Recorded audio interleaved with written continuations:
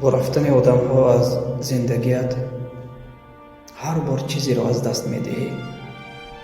اولین بار احساس می‌کنی دیگر هیچ وقت عاشق نمی‌شوی. دومین بار سخت‌تر اعتماد می‌کنی و وقتی می‌رود اعتمادت را از دست می‌دهی.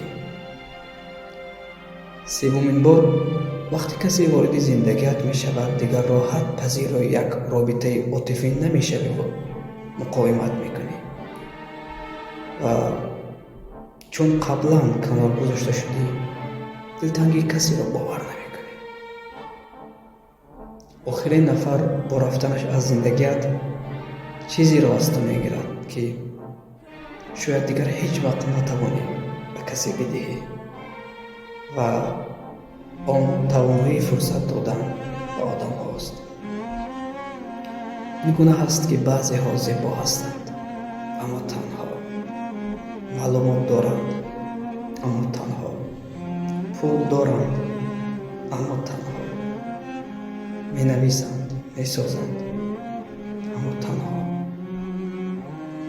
کاش میشد اندازه خوبی آدم ها را فهمید. همه موضوع